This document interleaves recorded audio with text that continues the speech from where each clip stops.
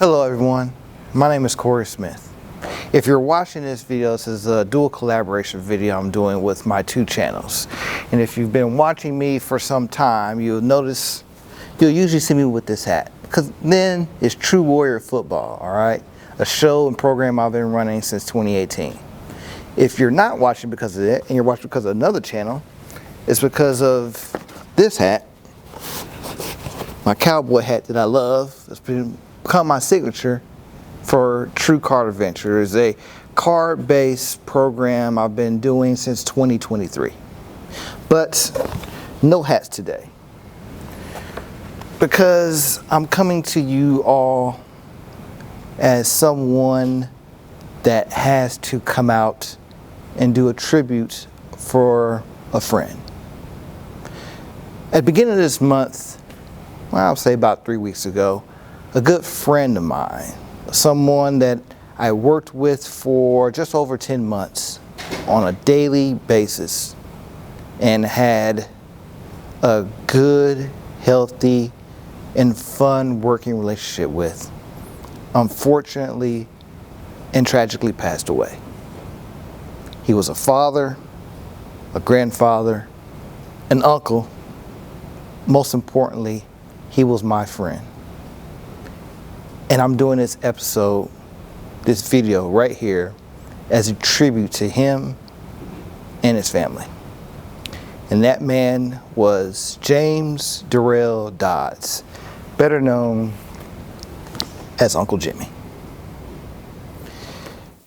Jimmy was someone who I had seen before online, on TV for years before I met him. He was a very, very interesting figure, character. What you saw on TV and online from him was one thing. He was funny. He was energetic. He was fun to be around. What he was off camera was so much of a better person. I met Jim, like I said, by happenstance. If you have never had the opportunity to go out and chase a dream of yours, I cannot stress this enough. Go out and do it. You may fail, you may succeed, but you will always have the opportunity to say you made an attempt to go out there and chase a dream, which so many people in life never do. And so in the spring of 2021, just in the middle of COVID, I had an opportunity to interview an alumni here of Warren Central, Jason Whitlock. And Jason and I had a very great interview, an interview that I thought would last 30 minutes or so. That interview lasted over an hour and a half, and for the most part, I believe it's still one of the biggest listened to episodes of my program. Reaching out to me weeks later, he was gauging my interest in possibly joining him in Nashville for his show that he was going to run, that's called Fearless. And I had always been someone in sports, and Jason was someone I respected at the time, and he was this big sports figure, broadcaster. He did things in sports media for years. I was like, you know what, this is my opportunity to get into that world, get into the world of sports media, something I have such a huge, huge passion on. Thing is, I live in Indianapolis. I have a family, wife, love, house, and a dog that we share. I spoke to my wife about it, and my wife is such a great person. She said, I know this is your dream, your passion. I'm not going to get in your way. You go chase it, and we'll figure things out from there. So, in June of 2021, I moved to Nashville, Tennessee. And that is where I crossed paths with Uncle Jimmy for the first time. And man, let me tell you, this guy, he was better than advertised. He was funny beyond words, and he wasn't even, things he would do, it wouldn't even try to be funny, but they would be so hysterical. It would literally make my day. And for the next 10 months I was on the show, he and I, like I said, we worked together every single day. When it was time for us to do a skit together, like this one right here. Hi, boys and girls. Welcome to What's Cooking with Uncle Jimmy. Cut. What do you want me to do, man? Go. I just did. You told me to cut. What do you want me to do? I want you to say the line. Hi. You want it just like that? Welcome to What's Cooking with Uncle Jimmy. Cut, cut, cut, cut, cut. You gonna say cut again? No. But since you all keep hitting the like button and keep on saying, oh, I can't get enough of Uncle Jimmy, I hope you're happy. Now, let's just get down to how I season my meat. I'm gonna show you how I get down, and I hope it works for you.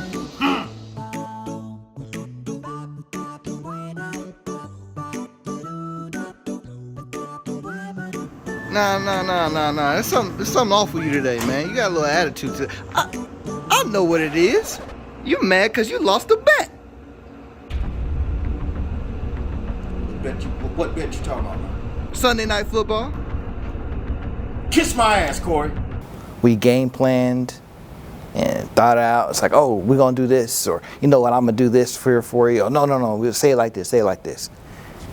He was really a brilliant mind when it came to delivering things that he felt the audience was going to love and make them smile and laugh.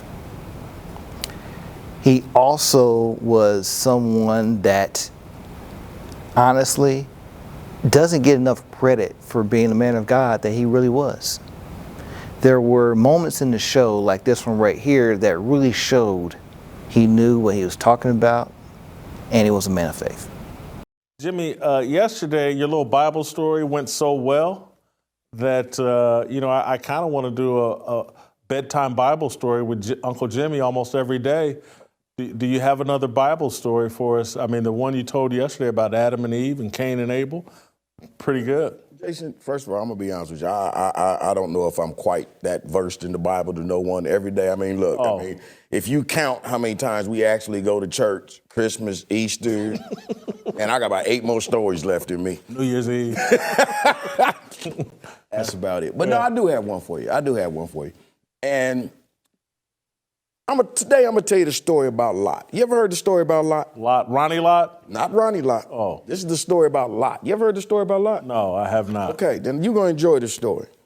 And now I'm going to paraphrase this story a little bit as I do because I don't want people, oh, that ain't what happened. Basically, the story with Lot, unless I'm mistaken, it happened during the time of Sodom and Gomorrah. Now, you're familiar with Sodom and Gomorrah, right? Sodom and Gomorrah. Yeah, we're living in it right now. Go You're ahead. familiar with what was going on. That's my point. You are familiar. Yeah, that's the time we're living in now. That's the times that we're living in right now. Well, and I'm glad you said that because, and that's the reason I chose to use this story because that's my problem with a lot of young people. They think that what they're doing right now is brand new. They think that we are free. Hey, we ain't never been this free. Man, this mess been going on since the beginning of time. You understand me? And that's what happened with this deal with Lot and Sodom and Gomorrah. The world had just pretty much got out of control. God's like, man, I can't do this. And I could go on to the story that God said, hey, man, get me some good people. They couldn't find them. Pretty soon it just came down to the fact of, hey, man, God sent angels to tell Lot, hey, man, I'm going to burn this city down. I'm tired of this. He told Lot, hey, man, get your peoples, get your family, and get out. Now, this is where the story gets good at. And this is why I'm telling you this story, because I was, honest to goodness, I was reading this story in the Bible, and I read this. I had to go, what? The men from the town come to Lot's house, bang on Lot's door and say, hey, man, we seen them angels just come here. Said, send them boy angels out here so that we might have sex with them. Now, listen to me again. Now, man running around thinking he freaky deaky. It said in the Bible, and it says it. They told him, send them boy angels out here that we might have sex with them. I don't even know how you even let that come out your mouth. Okay? But you know what Lot said? No, these angels are my guests sent to me from afar. I tell you what I do. I send my virgin daughters out there to you that you might have sex with them. Nah, we seen them daughters of yours. We don't want them. We want them boy angels. And we ain't leaving until we get them. It got so bad, man, God had to put a sleep over the city just so Lot could get his family out so he can do what he had to do. Lot. God told Lot, hey, man, what we gonna do? Get your family, leave. Whatever you do, don't look back. See, because God's telling him, I'm about to do some business here. You ain't gonna want to see what I'm about to do to these folks for they sinning that they gonna do. Sure enough, when I say go, go. Boom! Got Lot and his family's running. Blah, blah, blah, blah, blah. You know, whatever's going on back there is going on. What did Lot tell? What did God tell Lot? What did he tell the family? Don't look back. Who looked back? Lot's wife. Tell me. She right there today. God turned her ass into a pillar of salt right then and there. And you know what Lot did? Because he's running. Lot's doing what he's supposed to do. And that happened, right? You know what Lot did? Lot stopped and looked up at God and said, I told you she don't listen. Kept on running. That's your Bible story for today. We as men need to be more concerned about listening to what God says. And if our wives don't want to listen, if whoever don't want to listen, you better let them turn into a pillar of salt or you be right there with them. You better go and do what God tell you to do. That's my story for you today, man. During that whole time, our roles on the show would evolve. Jim's more so than mine. As I was learning how the industry worked, different parts of entertainment media, behind the scenes, Jim was asked to do several different things. He started off on the show on a daily basis. Throughout most of the show, he would come in dressed up. I was like, oh, Jim, man, you look so nice, man. I was wearing him up, and he looked at me with a straight smile, said, thank you, but, you know, keep it on the low, keep it on the low. And he would he would tell his jokes throughout the show, and it often made me crack up. But then there were moments in the show where his role changed. There were moments where he would either be on the show at the beginning or the end. It wasn't the best situation for him, but he made the best of it. He was a true professional in the industry, and that's something I respect from Jim so much. I remember working with him one morning, and it was a difficult time for him as he wasn't sure how to handle the changes. I said, Jim, man, look, you keep working, you keep putting all this effort into it, something's going to break your way, man. I know it. I promise you everything's going to work out in your favor. Eventually, things didn't go well for either of us, unfortunately. I would end up leaving the show in May of 2022, and he would be right behind me. And he struggled about that because this was a man that had given so much to chasing his dream, because he moved from Kansas City, Missouri, or Kansas City, Kansas, and moved all the way to LA with his two boys, and had a great career out there with Fox Sports and Speak for Yourself. And then when the opportunity was no longer there, he moved back across the country to Nashville, Tennessee to pursue this one. And now that role was not turning out to be what he had initially envisioned. And so I said to him, Jim, man, look, I respect you so much. You are so talented. You are better than what people are seeing right here each and every day.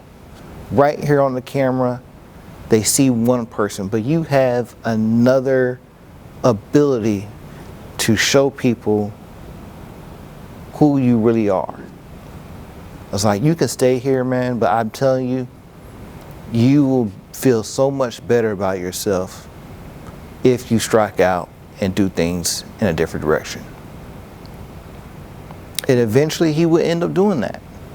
He would start his own show with another good friend of ours that was on that show by the name of Chris Foley. And it would be called Jimspiracy. And it was a show that, you know, had a lot of, conspiracy theorists on, but also it had a lot of very interesting tales that weren't really being talked about very much.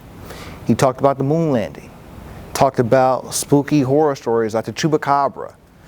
But one person he had on there that was really, really important was this individual right here. That, my friends, is our featured guest tonight. His name is Dr. Peter McCullough. He's an internist, a cardiologist, an epidemiologist, and the chief scientific officer of the Wellness Company. Since the onset of the pandemic, Dr. McCullough has dozens of peer-reviewed publications on the infection and has commentated extensively on the medical response to the COVID-19 crisis. This man, Dr. Peter McCullough, was one of the great spokespersons against COVID from 2020 through 2023. He was out there speaking against the vax, against possible ways to combat COVID that were against a lot of mainstream media thoughts. The fact that Jim was able to get him on his platform and have such a great and diverse conversation with him during the midst of everything that was going on with our world was incredible to me. I think that was one of the best interviews and one of the best shows Jim ever did on Jimspiracy. And unfortunately, Jimspiracy would come to an abrupt end due to the fact that our friend Chris Foley was diagnosed with an extremely aggressive form of cancer. And as he fought through it, he just wasn't able to produce the show in the way that he wanted to. And the last episode aired in fall of 2023. And that was it for Jim and his dream. But he was still a father. He was still a man that had to be out there and show up every day for his kids. So he found other roles, other ways that he could, support his family. So he took a career change and started working for local Ford dealership in Kansas City, Missouri. Shawnee Mission Ford was the last place he was working in. And there he was becoming a TikTok star, as you see in these videos right here. Look at him go. Free in a world of his own kind, where he can finally reach the full potential. Oh my God, he got hit by a car! So pick me. Choose me. Love me. I have 99 problems, but when I'm with you, I know. it's 100. Like obliterating everything is generated, renegade. I'm gonna make anybody who want it with the pin and frame it. Don't nobody want it, but they're gonna get it anyway. I'm beginning to feel like I'm mentally ill until. Have you ever had a dream that you could? Ricky Tan, get up, dog. Let's go. Come on, I've been looking for you everywhere. Let's go. I'm busy at the moment. Ricky, did you hear what I just said? I'm busy too now. Get on your feet. Get up. Get on your feet. I could help you cross the street. No. I could help you cross your yard. No. I could help you cross your porch. No. He was doing pretty good at it, man. He still had that flair, that charm, that funny Jimmy Dodds way about himself, that charisma that made people happy. I'll tell you, man, he wasn't a trained comedian, but man, he was a natural comedian. The dude could carry any room he stepped in. He was a true joy to be around. And like I said, it's a miracle that our paths crossed when they did. And I'm thankful for it. I'm doing this episode right now because I had to let people know that my friend Jim Dodds was so much better than what people saw on screen. Later, in the later years after leaving the show that we were on, he would say to me, you know, I played those roles because they were so terrible. And I understand because he and we worked so hard to please someone that it wasn't worth it in the end. But Jim, being the professional that he was, he did it. He said to me on several occasions that he was so glad to get away from there because it was hurting him on the inside. I said, I know Jim, man. We're both in better places now than we were. And it also gave him opportunity to get back to his family in Kansas City. There he has a great and beautiful family. I had the opportunity to meet mostly all of them at his homegoing celebration. His sons, James Jr., aka Ducey, and Jamel, I had met on several occasions in Nashville. But his daughters, Tiana, Shanice, and Ariana, I had never met, and they are truly, truly wonderful people. Absolutely wonderful people. His mother, Brenda, is spectacular. He always spoke highly of her, and she is just a woman of true grace and beauty. For his family, I'm still hurting for you as much as you are hurting right now. This won't be the last time I speak to you. I promise I'm going to stay in touch with each and every one of you for as long as I possibly can. Just know you have lost your father, but you've gained a friend in me. I hope that this video right here helps you in the grieving process. Because just know, as much as you are hurting, I am still hurting inside as well. Jim was like a guardian angel to me. So many times he looked out for me in Nashville all those days, and I can't thank him enough. And for that, ladies and gentlemen, thank you. God bless the Jimmy Dodds family. God bless you all.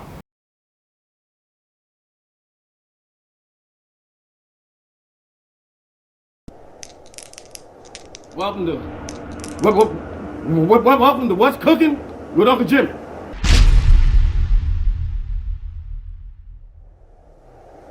Happy to be back. Let's just say you don't want no excuses, so I've got to continue with these videos. Damn the fact that it's 37 degrees in Nashville. It's colder than none, Coochie. Cut. All right, man, I'm sorry about that. Here, let me try this. It's colder than penguin coochie out there. How's that? Is that better? Damn. Hey, man. Jim. These things still frozen. You gotta take them out the package, Jim. Well, damn, the insurrection said that ain't they seasoned, individually seasoned? No. Come on, man, I'm getting old, man. I can't read all that. Come on. Oh, my God. You wore pants. You won't be so cold. You know what? Kiss my ass, Corey. Okay, so back to the Super Bowl, since we covered Miami now. You are from KCK. You're from the Dot. The Dot. Wine Dot. I spent a significant amount of time in Kansas City, so I got a lot of love for that city, a lot of love for the people there. Word was you have a pass that cannot be revoked and it shall be upheld. I appreciate that. Yeah, I appreciate that because I like Kansas City a lot. Word is you got a pass, so okay. you're welcome anytime. I'll take it. But what is that parade gonna be like tomorrow? Because I mean, I'm talking about 50 years, and it's Chiefs fans who are some of the most diehard, maybe the most diehard fans in all of football. But you got to understand, though, man. Come on, man.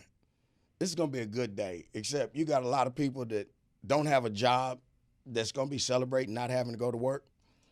How does that work? Man, we ain't got to go to work. You ain't got no damn job. What the hell you mean you ain't got to go to work? It's an excuse to hang out. It's an excuse to get drunk On the for real, it's going to be crazy. It's something Kansas City has waited for. It's something Kansas City deserves. The fans of Kansas City deserve it. I mean, they put in the work. Andy Reid deserves it. The city deserves it. Arrowhead deserves it. It's going to be amazing, and I wish I could be there. So I think there might be like 1 million people there. How many people were at the Royals parade? Black or white? It's a fair question. Total. You don't know nothing about that kind of love right there, Jim Jackson. You might have had breakfast in bed, but you ain't never had Thanksgiving dinner in bed. Downtown. Yeah, but it sound like some Christmas music.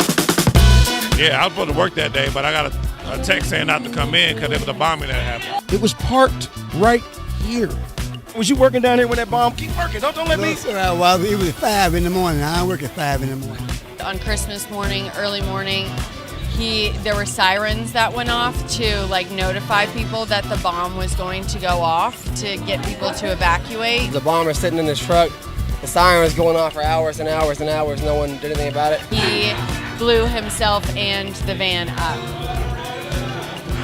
It had something to do with 5G. The guy didn't like 5G, and the AT&T building is right there. So the idea is that it was an attack on the government and the establishment, not the people.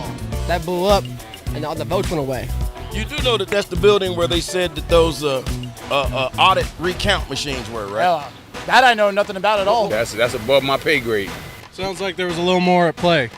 We're closed down. I mean, this whole place closed down for months. It ain't making no sense. I know the difference between chicken salad and chicken shit, even though they both come from a chicken. Got something to say, you wanted to play, then come running my way and ruin G status is dead. No, ready to go, about to go in, you already know. Got my instructions, now give me your audience, hand me your mic and I'm ready to blow. 1 for the money, 2 for the show, 3 for everybody who encouraged me to go, get it. We finally did it, I ain't never turning back, shawty. I'm fully committed to my beliefs, I'm committed to the city. I'm about to give them what they want, what they need, what they ask for. Give them what they want,